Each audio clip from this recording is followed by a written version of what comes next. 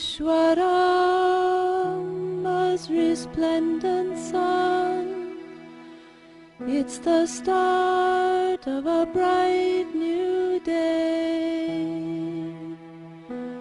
Time to rise, time to shine, Lord divine.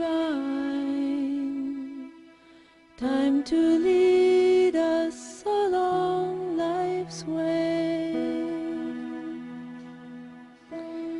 Awake, Lord of Buddha party. Awake, O Lord, over all mankind. Awake, O Lord of compassion.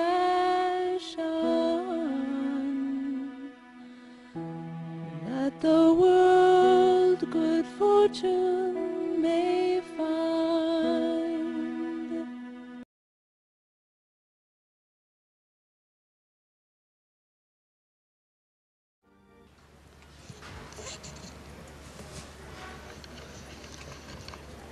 Is that good? Okay.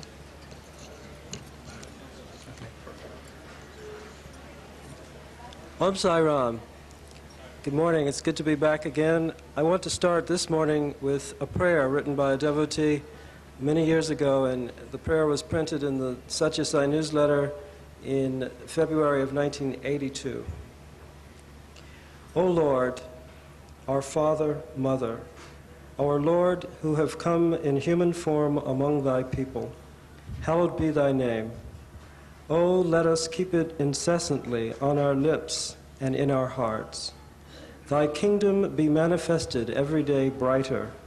Allow us to work in thy vineyard. Thy will be done in the heaven of our souls merged with thee, and on the earth of our actions surrendered to thee. Teach us to receive our daily bread in service to our brothers and sisters, seeing thee in everyone and everything. And forgive us when we let go of thy hand. Teach us to forgive readily all that offend us. Lead us on safe little bridges over the troubled waters of temptation, and deliver us from all darkness and separation into the everlasting light, uniting us in the bliss of thy divine love. For thine is the kingdom, the power, and the glory, forever and ever. Om Sai Ram. This morning I will be reading some words from Baba as I proceed through this talk, and so that's why I'm carrying these papers in my hand. As Giri said, yesterday I tried to focus a bit on the first part of the conference theme, Love is God. Today I would like to focus some on the second half of the theme, which is Live in Love. I'm still learning both aspects of your theme, but I will share with you what I am coming to understand. At one point yesterday I was talking about the comments that Swami made in one of the interviews I had, and those comments were that we should first have self-confidence, followed by self-satisfaction, and then those would lead us to self-sacrifice, and then on to self-realization. I wanted to amplify a little bit on the subject of the self-confidence first by saying that what I believe Swami means is that we must have confidence in our divine selves. A comment was made yesterday that there is a fine line between self-confidence and ego, and I wanted to make it clear that it is my understanding that Baba is referring to our confidence in the spiritual selves. He points out, and let me just read you his words, when you suspect the strength of the foundation of a house, you are afraid to enter it. When you suspect the skill of the manufacturer, you're nervous to ride in the car. However, he also points out that once you know that the Lord, the omnipotent power, is the mainspring of your life, there will be no fear anymore. So what self-confidence means for me then is that we trust in Baba's words that he is who he says he is, and that his words are therefore true, and that we are therefore divine because he says we are, and therefore we have the firmest foundation possible as we navigate our way through our lives, and therefore we have full confidence built on a solid rock, and there's no reason to fear. I'll move on now to self-satisfaction, and I want to read you some of his words on that subject as well.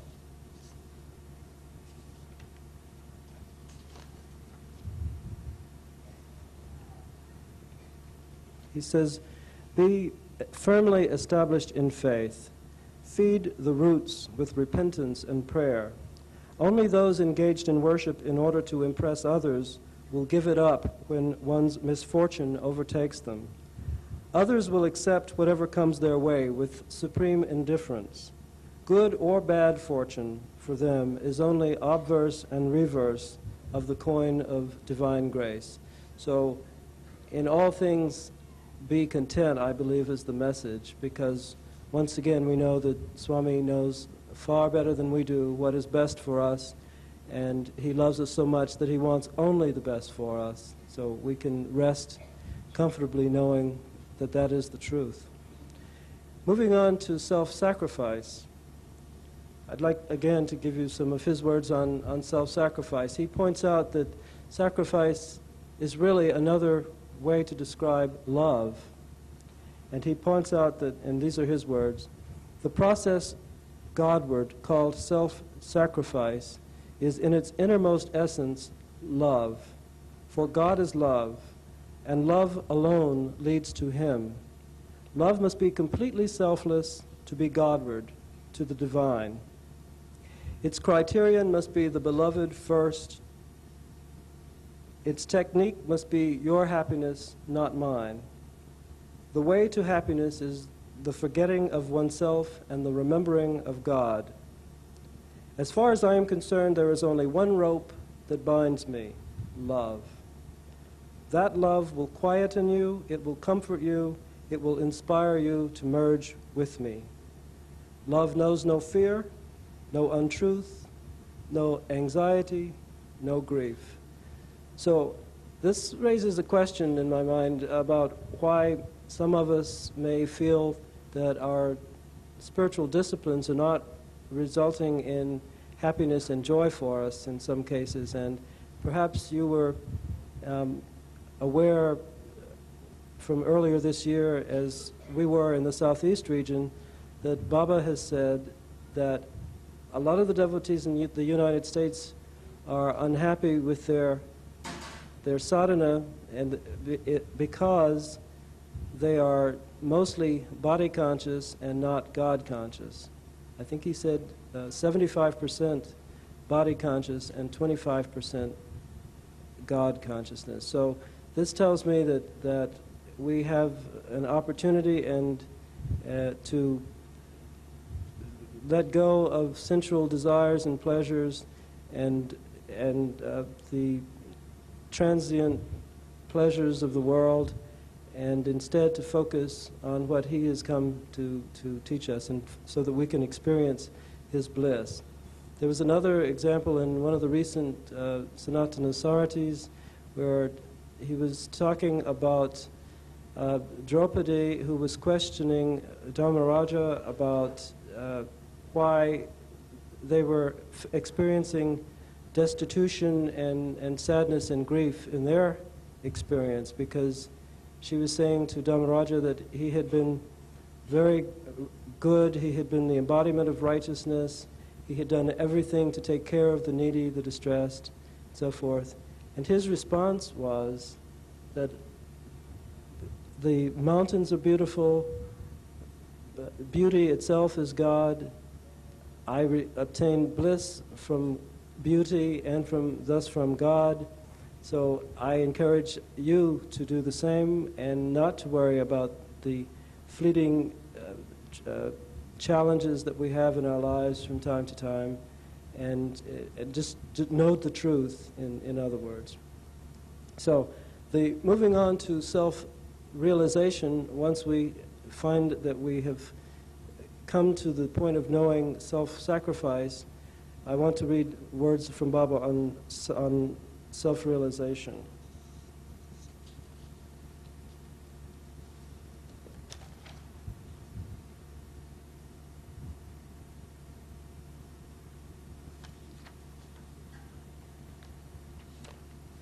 Let not defeat or success affect your inner calm, your inner joy. See yourself as unrelated to others or to the objective world. When you know yourself as yourself, you are liberated. Liberation is not a five-star hotel. Liberation is just the awareness of your reality and the rejection of the worldly, sensuous concept. So here again, until we know that we are God and that all of this is delusion, so to speak, we have to have our faith that Swami's words are true and real for us. But once we know on the deepest inner level that what he says is the truth and we know who we are, then we're liberated, we're free. And there's no more grief, no more fear. Okay, now I'd like to move on to talk to you a little bit about some of the ideas that have come to me regarding the effort to live in love on a day-to-day basis. And now I want to get a little bit more practical, although the first words, I think, are also very pertinent to our spiritual development. I'll start with service. One comment made to me yesterday was that it's hard to find time to do service. There have been other comments I've heard in the Atlanta Center and elsewhere that we just don't have time to do service, or that I just haven't developed the taste for service yet. What Baba says about developing the taste for service is that we should do the service and develop the taste that way, rather than developing the taste and then starting service. Another example he uses is that people sometimes will say, I will get in the water when I know how to swim. He says, on the contrary, get into the water and learn how to swim. So that is another way that he encourages us to get actively involved in doing service. It is very difficult sometimes for those of us who do have busy lives to balance everything with family, with work, with service. My own view of that is that it is really very essential to maintain the balance, though, of doing service. Even though we look at work as worship too, I still think it's very important that we find time to actually do service that is done without expectation of any reward, but only because we are love, and it is our nature to love, and our nature to love is expressed through giving selflessly. So if you have questions about what kinds of service projects there might be, I would suggest that we can look around us and see suffering everywhere. I'm sure there are even people in this room who have their own private agonies, their own fears, their own anxieties. We can serve each other. We can serve ourselves. We can encourage ourselves to love ourselves if we have an issue of loving ourselves. We can start, in other words, right where we are.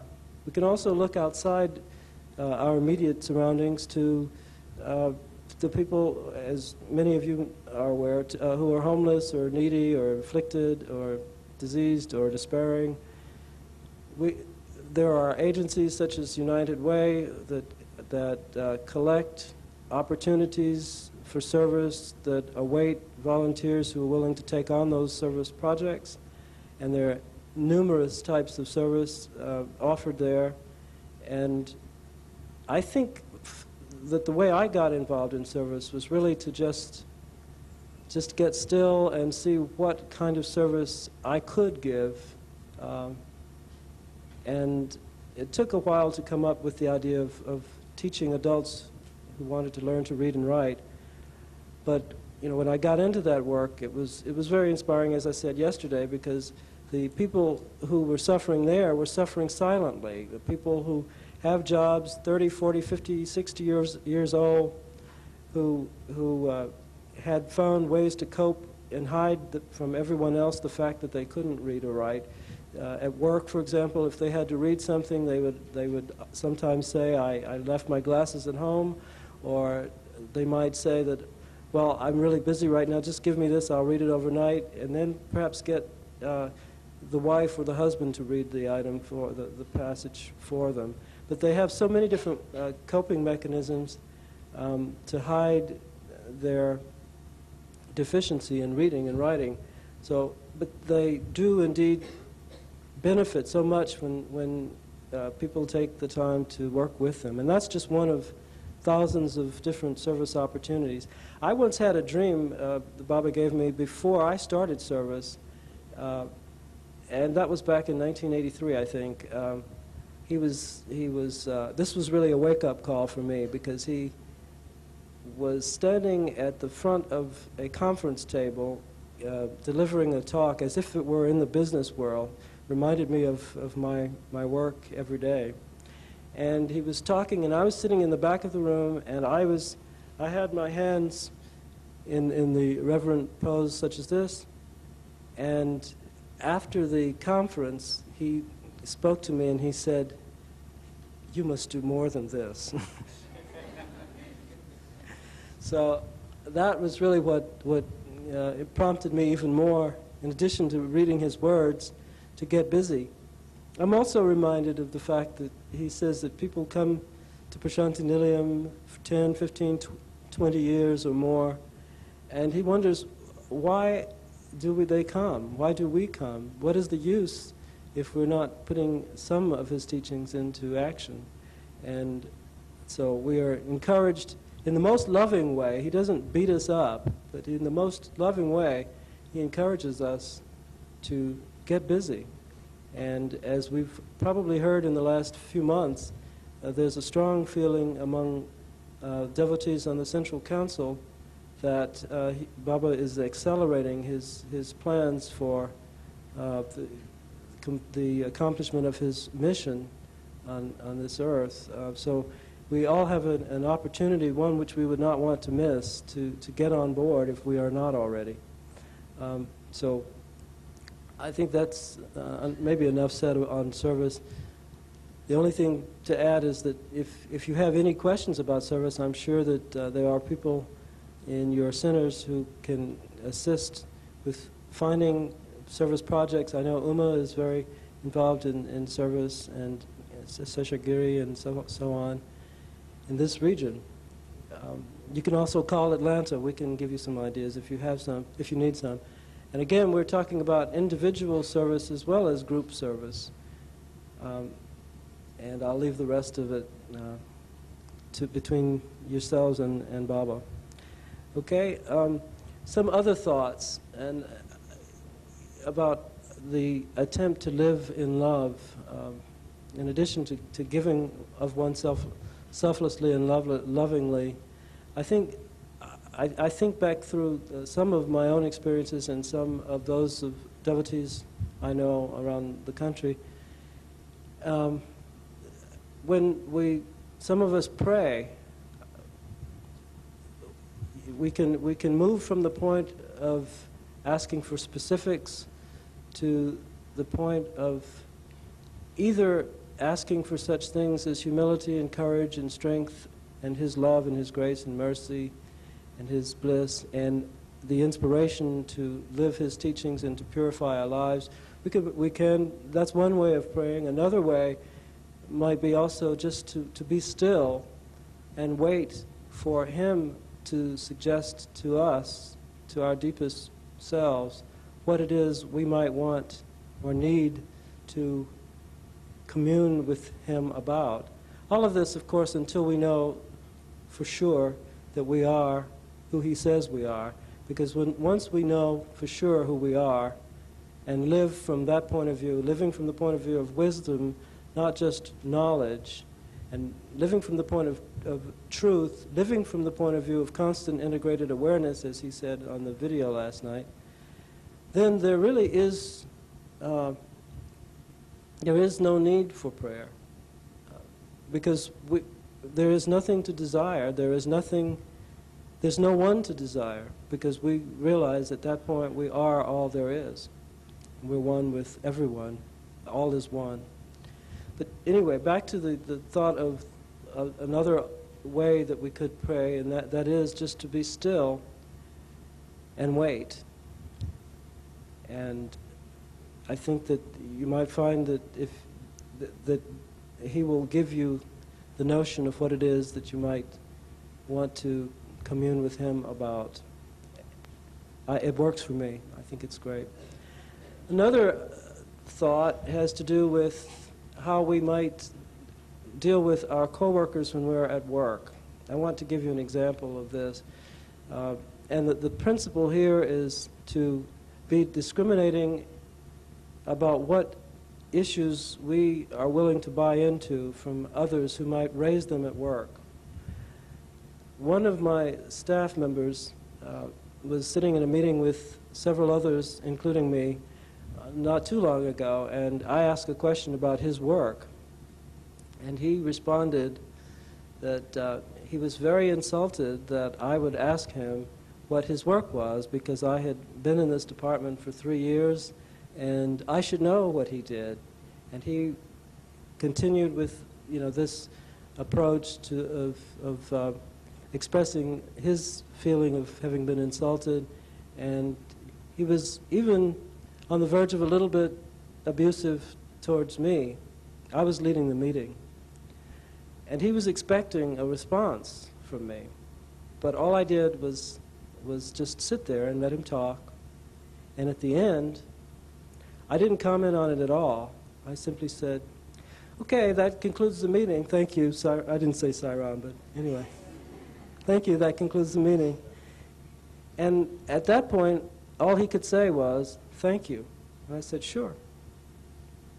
So the point of that story, I think, for me, is that if, as Baba says, we don't accept some things that come to us, they have only one place to go, and that's back to the sender. And that's what happened in this case. I don't claim that I'm able to do this all the time, and I would like to be able to do it all the time, but that's another example of an opportunity to be clear and focused and not involved in the unnecessary issues of others, but also being loving. Let's see.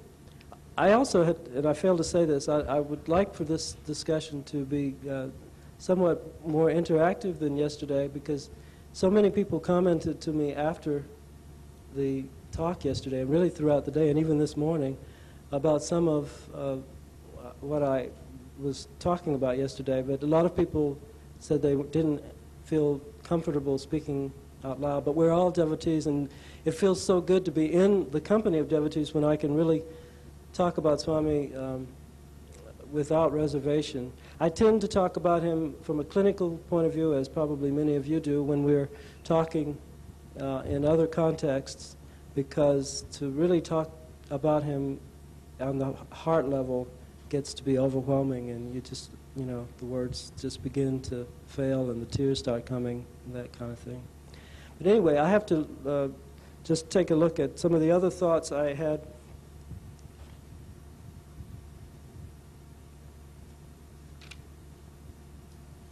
Yeah, one of the thoughts too about living our lives is to try to focus on joy and on happiness and on humor. We do this a lot in the Ananda Center with our service projects and with each other. We joke a lot. The whole progress towards self-realization is such a gradual process for most of us that we can get frustrated, we can get despairing. We can have challenges to our faith, but we can also remember His love, and if we can just trust in His love, and that His love is unconditional, and that, as He says, He will guard and guide us until victory is won, and never let us go, then maybe we can relax some, and maybe we can laugh at ourselves, laugh with each other. Sometimes, for example, with service, we know that Baba emphasizes selfless service and not service that involves the cameras and that kind of thing. But sometimes we might joke in the Atlanta Center about doing some good service, provided that the cameras are there so that we can get appropriate notice. And so the whole idea is to lighten up, I think, sometimes. We also talk about some of our weekends when we really have been doing a lot of service. And we do have some busy weekends when we are doing service much, if not most of the weekend. And at those times, we might say, wow, we really must get a 10 or an 8 on the grace meter or something like that. But again, we're just playing around because we know the truth, and it helps to lighten things up. There's no need, in my view, for us to have guilt trips for our failings, because as Baba says, even our failures, our mistakes are His. He controls everything. And sometimes I think it's good for devotees to be reminded of that point, because it's easy sometimes to get into the posture of feeling that, well, so-and-so has been a devotee for 7 years. That must mean that he or she must be a vegetarian by now, must have stopped smoking, must be pure in other respects. And my own view is that we are all very much encouraged to purify our lives and to do it with sincerity and devotion, steadfastness. And at the same time, we all have brought with us into this life whatever karma we accumulated in the past lives. And really, God only knows what that accumulated karma is, so we're really on different paths. Well, we're actually on the same path to our own realization, but we are at different points on the path. That's really what I mean. And so what might be easy for one devotee to master might be very difficult for another, and vice versa. So I just think it's nice to lighten up. It helps. And you can experience some joy on this road to self-realization. Okay, let's see. Let me check my notes again. I'm completely dependent on Baba, as always, thank you, on Baba, as always, to give me the words to share with you.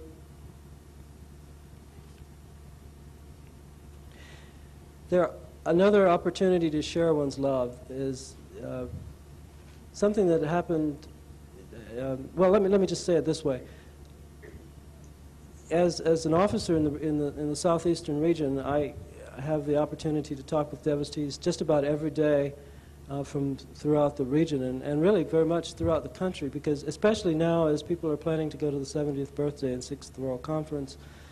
So it's an opportunity to share with devotees there with love, even though I have other duties and responsibilities too. Again, it's just an opportunity. Every opportunity of interaction with someone else is an opportunity to share love whenever we can. Another example is about a week and a half ago, I received a call from the bookstore in Tustin. We had someone in Atlanta who was trying to order books. The books were paid for and the books were shipped, but they kept being returned to Tustin, and then along with letters about why haven't I received my books.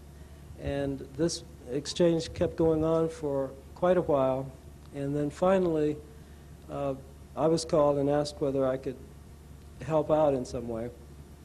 The person who was writing and ordering books was a new devotee, or was someone who has never been to a Sai Baba center ever, never been to, doesn't even know that a conference like this exists.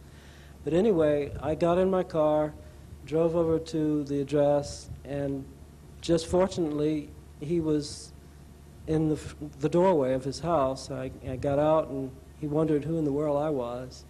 And I guess I had the advantage because I knew that he was trying to get Baba's book, so I knew that everything probably would be safe and secure.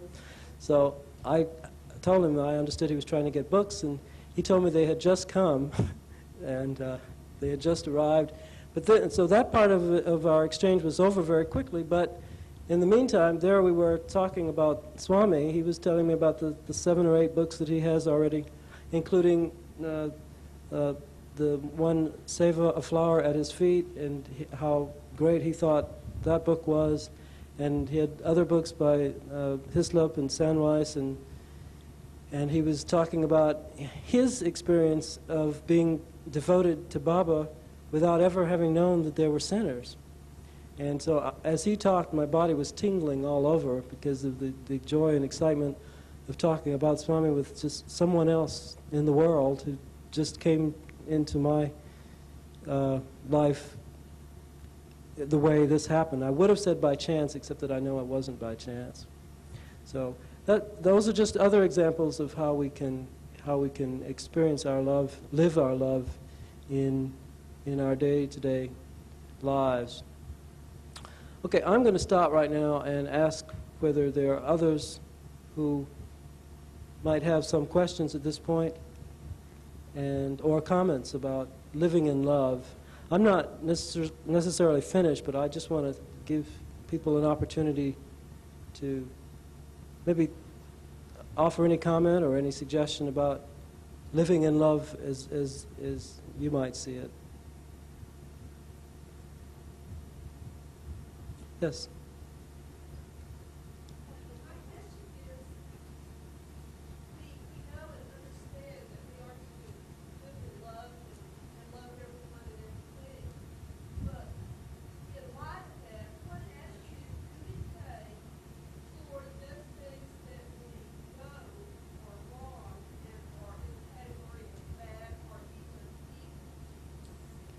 That's a good question. Well, first of all, since God is all there is, I believe that good and bad are allowed by God, and because nothing happens without God's will. In fact, I have a quote on that subject also.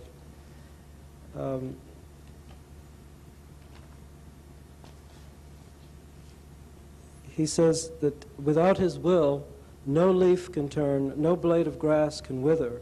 What firmer foundation can you desire than this?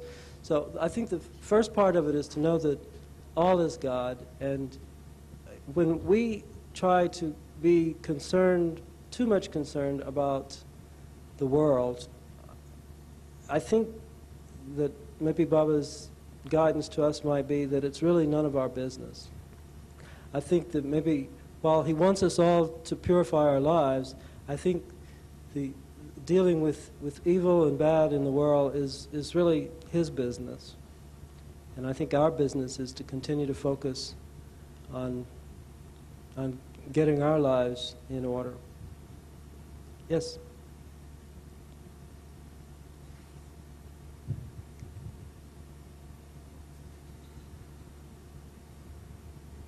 Sairam. Sairam. When we see the bad and we have to look at it and we have to discriminate, so it makes us stronger to go into our path, right? Could you speak a little louder? Could you speak a little louder? I didn't hear you.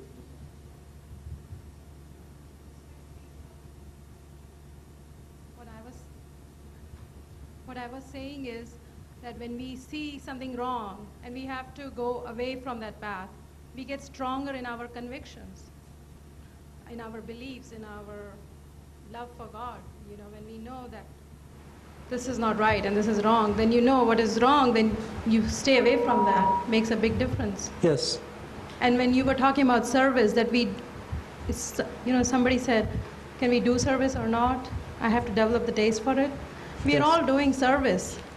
You know, when we get up, fix meals for our family, we go to work, we go, you know, even we tend a letter to a relative, it's all service. But we don't see it as service. We think that's our duty. But duty and service, is there a difference? If we want to, Is there a difference between duty and service? That's a good question. I don't see that difference. Because what Okay. happens is when you have a duty or you have a service, if you have duty, you're saying, okay, I'm going to surrender the actions of my results. That means it's a service. Okay, this gentleman would like to answer your question. That's an interesting question. First thing is, what you do for yourself, your husband or children, is your duty. Duty is a kind of service, but selfless service, or where you are not doing for yourself, your family is the true service. So you have to distinguish those. Duty is, see, if I go to work, I'm not doing any service to anyone. I'm just doing my duty. Service is when you are not expecting anything. If I go and work without expecting paycheck, that is service. If I don't pay paycheck, that is duty. That's the first thing. And again, you have to realize that every day you can do service. We talk about service activities.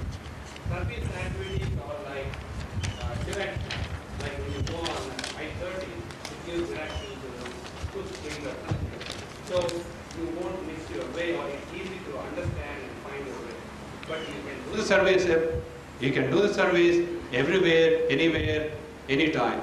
But if you get the feeling that I am doing the service, it is not service. If you do something for yourself, that is not service.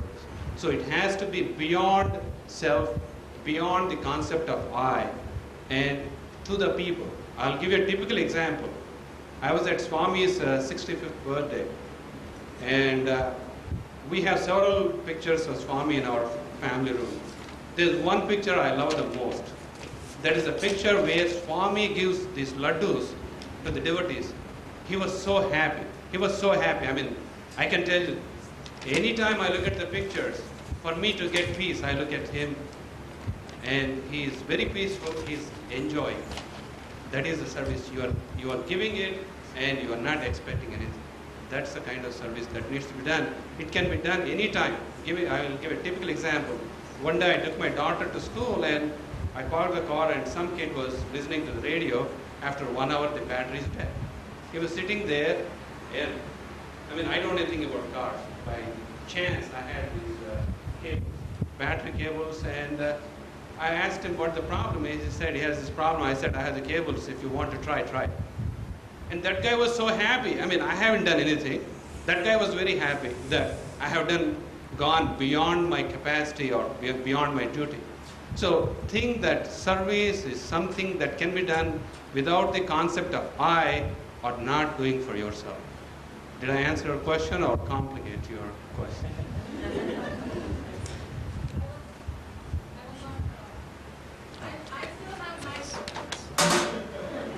I still have my opinion, okay? Sure.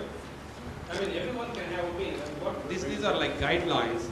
See, when you read a textbook and you talk about a definition, the definition I give, definition I give may be different than what other person gives. But basic idea is the same. Well, and to add an example to that, I would just say that Baba has said that even in the case where a mother takes care of her children to ensure that you know all of their needs are addressed, she might have, or he might have, if it's the father, might have in the back of the mind the possibility that this child, when he or she is an adult, will be able to take care of me when I am an old woman or man. So there again, maybe that has something to do with the distinction, the same distinction that the gentleman was making between doing one's duty and having an attitude of service, even as you do your duty. a distinction between that and also then doing the kind of selfless service where there is absolutely no expectation of return at all. And you're doing it because it's your nature to do it. You're actually living from the point of view of who you really are. Would you like to comment again? Would you? You did a good job of summing that up. No, Thank you. well, again, we're all instruments. He is the doer. But thank you, Sairam. Other comments? Yes, sir. I just wanted to make a comment. Swami, in the interview that we had in '77, talked about self-confidence, self-satisfaction, self-sacrifice, and self-realization. But in your talk, one thing was Mr. Swami brought up was self-respect also. He said, between self-confidence leads to self-respect. Then when you develop self-respect, then it leads to self-sacrifice. And when you have self-sacrifice, it leads to self-realization. So I just wanted to mention self-respect is also important. Thank you. Thanks very much. Yes. I'm glad we're getting interactive today because I'm on the path just like everybody else. Okay. It's on? Okay. What I wanted to say, it relates to what he was just saying, that I know in my own life I have to take care of myself first or somebody else will have to do it.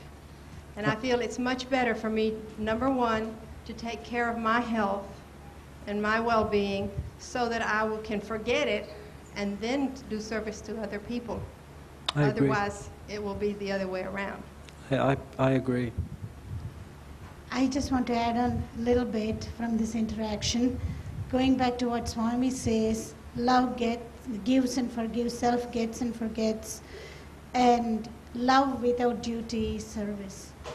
And unconditional love for yourself, for humanity at large, and offering this as a dedication to the Lord, and not even thinking back whenever any action is done with the purity of love, and not expecting anything, and not even thinking, does Baba recognize this? Do I please God by doing this? Not even having the thought in mind. And rising to the need of another person out of love and compassion. As far as Swami is concerned, is service. And he wants, everybody has their own path. Some teach, some work. And Swami opted one of the service as a means of Sanatana Dharma to kill the ego of an individual when gradually through the process of repetitious love to humanity or even to the animals, that they forget themselves and then start thinking more about the others. And that is one way of detaching yourself from the desires. That's only a path. And I'm pretty certain everybody has their own duty first. And I agree with the First Lady that cooking food as a duty is different than cooking food with love to the family. It might be one or two items, but an exhausted superwoman with the superwoman syndrome coming home at 7:30 in the evening and making sure a fresh meal is cooked for the husband and the children and for the family and not throw something into the pot is service. Thank you, Sairam.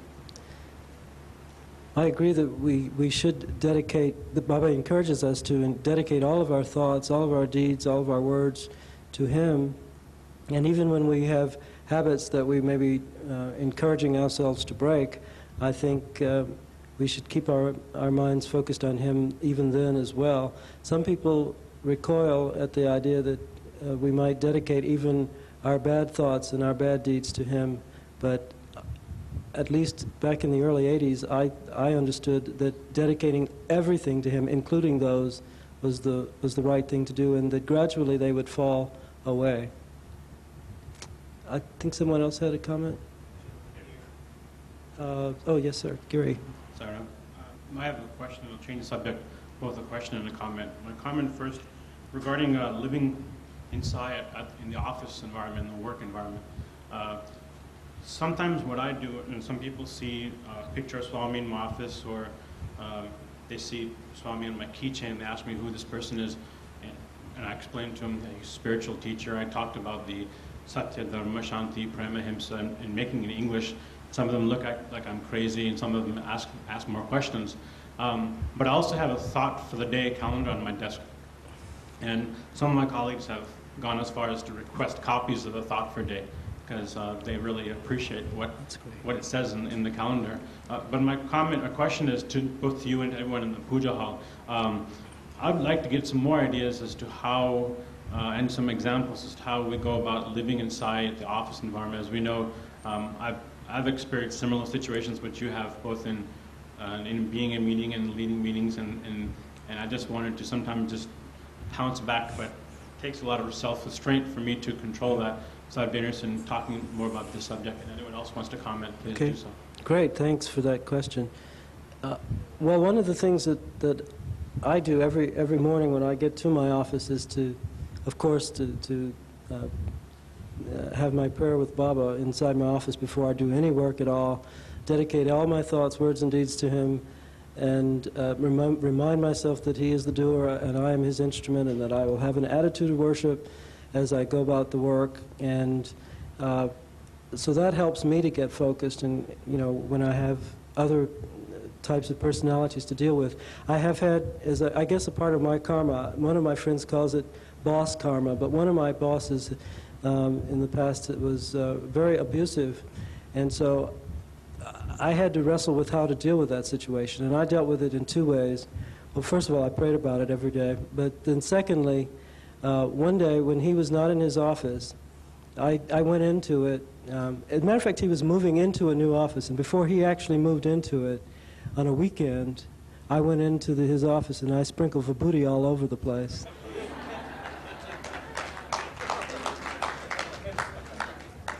And he became a lamb immediately.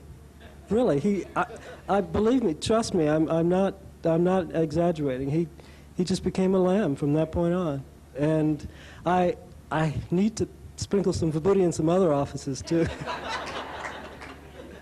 I know that it must be my faith in the vibhuti and the love from Baba that is the transaction that produces the result there. Just as he says, and this is a parenthetical about healing, it's the conjunction of the love and of his love and the faith of the devotee that causes that. But anyway, so those are two examples, and there's a third comment I might make on it too, and that is, I have just decided that because I know within myself that what Baba says is true, that if people want to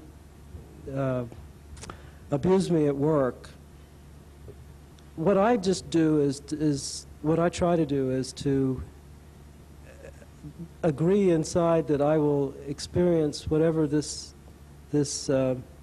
difficulty is, and not return it in the same way, but rather with love, as if the abuse never happened. And I've done this over years because I have had boss karma, I must tell you.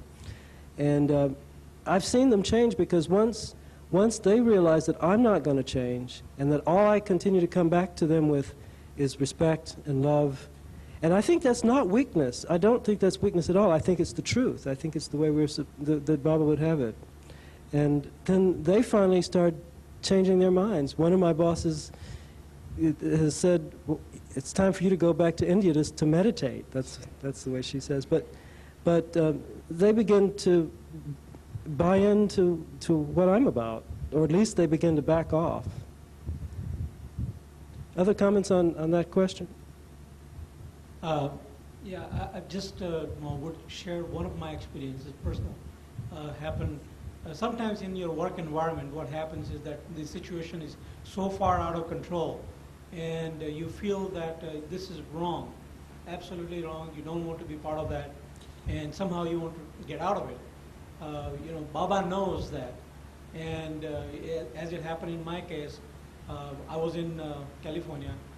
Working with this company for 9 years, I had a wonderful job, but the situation was getting very negative, and I had another position in Dallas waiting for me, and I was not ready to take that position because of all the fear and anxiety of moving into a brand new place and so forth, and I was not ready to make that decision. At 4 o'clock in the morning, finally Baba came in my dream And I fell down on his feet and I was crying and I said, Baba, I want to be happy. And Baba just scolded me like a mother. And he says, you don't want to be happy. I said, Baba, I want to be happy. He said, no, you don't want to be happy. I said, Baba, I want to be happy. And then comes a command. He said, then the first thing you want to do is leave your job. So that also happens, I think. And I left the job immediately at 4 o'clock in the morning. I was wide awake. I told Bharti, my wife, that I'm leaving this job right now. And I'm packing up, I'm going to Dallas. And here I am. Great. Saram.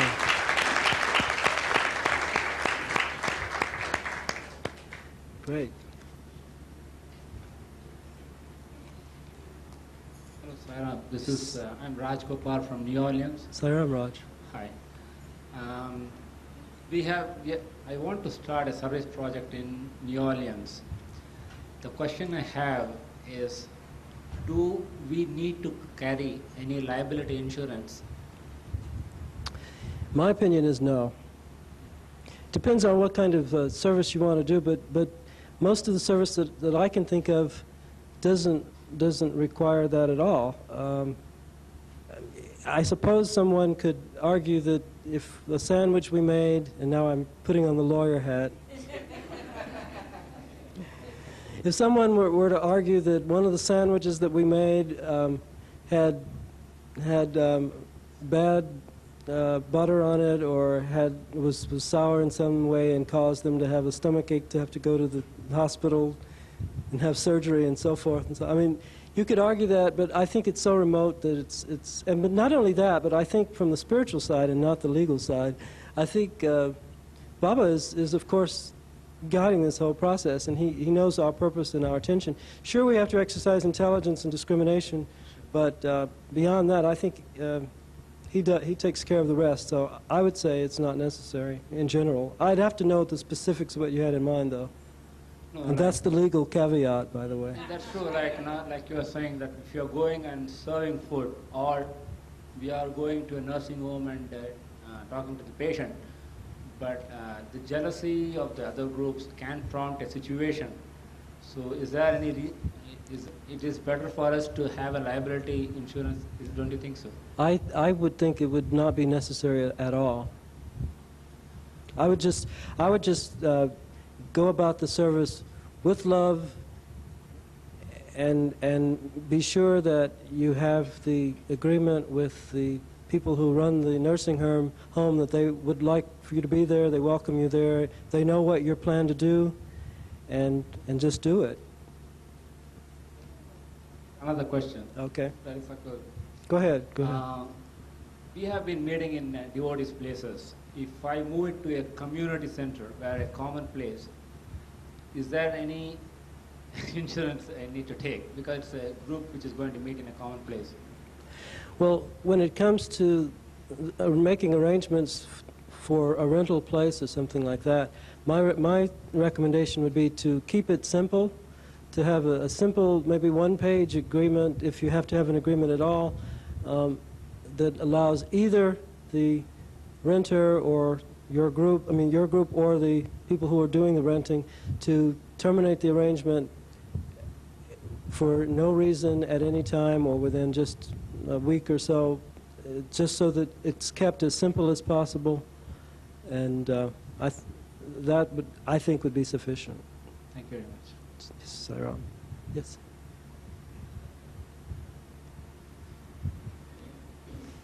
I'm really enjoying this. Thank you for sharing with me. Saram. Yeah, I'd like to comment directly on the question about the insurance. This is something that's a personal experience for me, because I truly felt at one point that Baba is my best liability insurance. What happened was, in a particular situation, there was a question of taking liability insurance for the same type of group meeting in an area, and this discussion was brought up by the place that we were about to look into. And there was lots of issues around it, and we were thinking about it. But in my mind, I really just prayed to Swami to take care of it.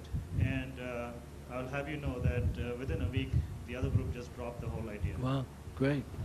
Thank you for that. You know, I would also, that just reminds me of how we sometimes think that our security alarms in our houses are going to protect our houses. And of course, I've certainly come to know that the houses are protected not just because of a security alarm, but because we've got someone else protecting our houses. Other comments? Yes, sir. Sairam, coming back to that liability insurance. Maybe I should start being a lawyer again? The liability insurance, and I'm talking in front of a lawyer here. We are morally responsible. If anything goes wrong, we are responsible. However, if the case goes in front of the lawyer, judge, he might think that because we are doing a selfless service, and as a group, he may say that you are not responsible. Okay, that's one point. Now coming to the liability insurance as a group, once the society is registered, you don't need a liability insurance. It has happened, fortunately for us in the Sai group, so far there has been no legal action against us. But in other spiritual organizations like Hare Rama, Hare Krishna, there has been cases, legal action against the group. So we are liable, certainly liable. But once we are registered as a group, our Houston Center is registered in Houston as a group. Therefore, we could be, covered from that point of view. Sairam. Sairam. Yes. Fan. The fan. Other comments on that or on any other subject? Yes. I have a habit when I go to work. I need the mic. Just a second. Before going to work in the morning, I put the vibhuti on my forehead and sometimes probably on the tip of my ears. Colleagues at work has pointed out, wipe that vibhuti, wipe those ashes out, and I have not been able to get a proper answer from within myself. Their reply has been kind of downgrading or negative about those ashes. And I feel very offended about it, and I refuse to stop it, because without realizing that I'm doing it, I go to puja room before, when I get ready, and I just put the vibhuti on. What is the proper answer for that? For the Western to realize? Well, if you feel committed to continuing, that practice, then I would say, just like many saints who have had to endure far worse, that this is my way, this is who I am, this is a part of who I am, and I will be strong enough to endure the slings and arrows until the others see that I'm not going to change, and continue to love them. That would be my suggestion.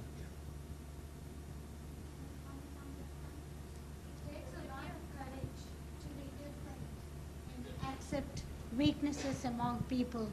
It takes a lot of courage to say that I did wrong or I did right.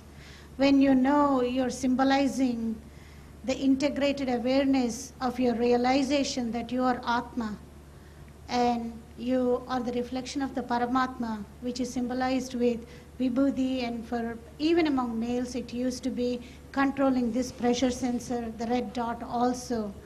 The typical Brahmin families in India still wear a red dot as well as Vibhuti.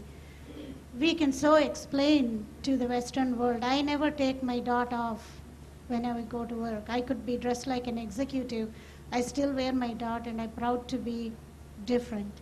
And I do tell them, explain them, give them a scientific explanation. They respected that. When I wear a sari to a mall, people might be staring at me. I'm still not conscious about myself.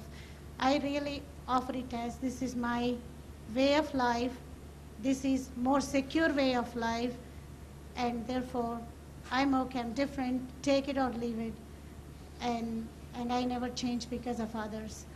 I think it takes a lot of courage, and courage is the only way, because by setting that example, probably you will make the other person become aware of a spiritual path. It's true. I used to, in one of my offices, I had a picture of Baba on my desk, and every morning when I would come to work, there would be either a flower there or a banana there or an apple there. And to this day, I don't know who was putting them there, but I ate the fruit.